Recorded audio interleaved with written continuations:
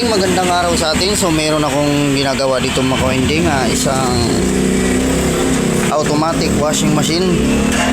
So ito mga ka-winding ay kinalas ko na. So ang naging error nito mga ka-winding, ang naging error niya ay U12 error. So ang brand nito mga ka-winding ay Panasonic. Ang 7 kilograms. So mga ka-winding, so ito na-repair na ito dati. So ito ini-repair na, yung may itong pinaka switch niya. So ngayon ito mga ka-winding ay i-tester natin.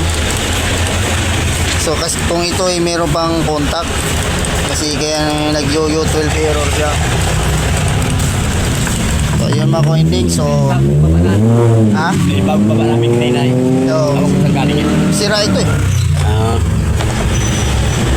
Sira ito yung automatic, mag-i-error. So yun mga ka-winding, so hintayin ko lang yung maghahawak ng aking camera. Yan mga ka-winding, ay titester na natin itong ating pinaka switch nya. So bakit siya nag-error 12. So dapat itong mga ka-winding ay pag pinindot ito, dapat meron continuity yan. Ayan o. So pakita mo tester tayo. Tester, yan. So ayun mga ka-winding, wala o. So ngayon mga ka-winding ay itong switch bypass natin muna para hindi na siya Matigas. tutok mo dito tayo, tutok mo dito. Tutok mo.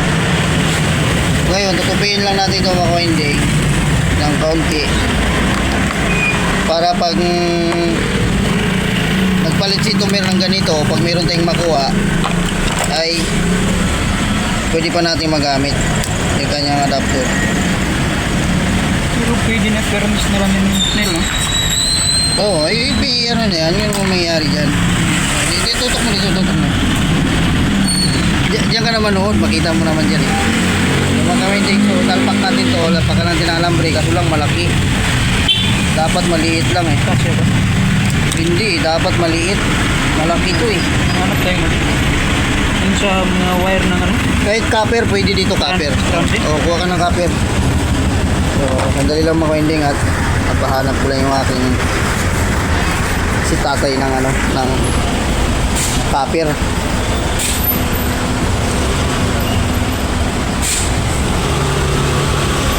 Para magkasya dito. So pwede naman to balatan ito. Balatan ito pwede naman pag dikit ito dalaw, pero mas maganda dito ay lagyan natin ng alambre pag dikitin natin ng ganyan para maganda tingnan. Ito naman ka-winding, nalagyan na natin ng alambre lang nilagay ko dito mga ka-winding. So tapos babalutin na tayo ng tape. Tayo bawa ka tayo. Tayo. Ito naman tayo. Tutok mo dito tayo. So ngayon mga ka-winding, lagyan natin ng tape. So lagyan natin ng tape, palutan. Tapos titestingin natin ito mga ka-winding. Hindi kita eh. Taas mo. Tapos lalagyan natin ng tape. Ayan. Balutin mo na lang. Oo, balutin mo lang. Tapos Service mo. ayan, balik natin.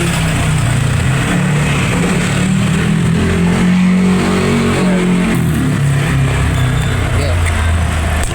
So ayan mga ka-winding, so nailagay na natin. Tapos ipitin lang natin dito yan. Ayan, tapos isara natin mga ka-winding para i-testing natin. I-testing natin para kung siya ay mag-i-error pa rin ba. So ayan.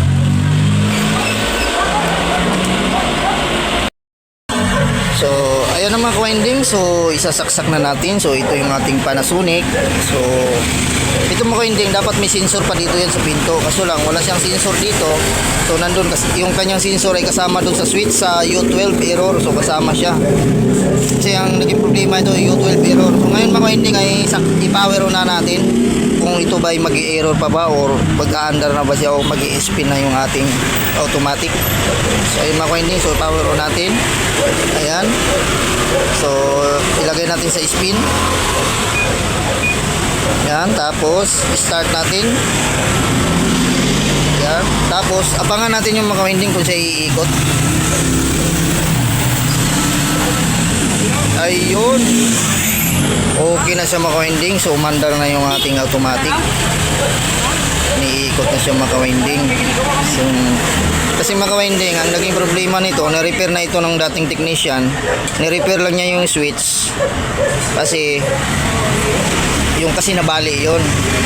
Ngayon nung naidikit na niya, tapos hindi rin nagtagal mga winding na nasira din siya. Bumigay din, tapos hindi kasi siya nag-i-intact dun sa kanyang pinaka-contact niya. So mas maganda mga ka-winding yung ganito na lang ang setup. Mas matibay ang buhay ng kanyang wala, hindi na siya maloko-loko, nag-i-error. So sa kapal nang nilagay natin ng alambre doon. So iwan ko lang kung siya mag-i-error. So ayan mga winding, so hindi na yan mag-i-error. So ayan diretso pa rin ang andar natin. So okay, goods na ito mga winding. So ganito lang ang ating ginawa. So ayun sa mga winding, sa mga baguhan pa lang sa aking channel. So please subscribe at pahit ng notification bell para updated kayo pag may video tayong bago. So ayun mga winding, kung meron kayong baka pwedeng pa-share na lang sa ibang mga winding, at para sa mga hindi pa nakakaalam, pero sa mga datihan na, alam na nila ito kung anong gagawin. So gano'n lang gagawin yung setup mga winding. So goods na ito mga winding. So okay na, so hanggang dito na lang ang ating video mga winding. So bye bye na po mga winding. So God bless all po sa atin mga winding. So ano na natin sumayari. So bye bye na po.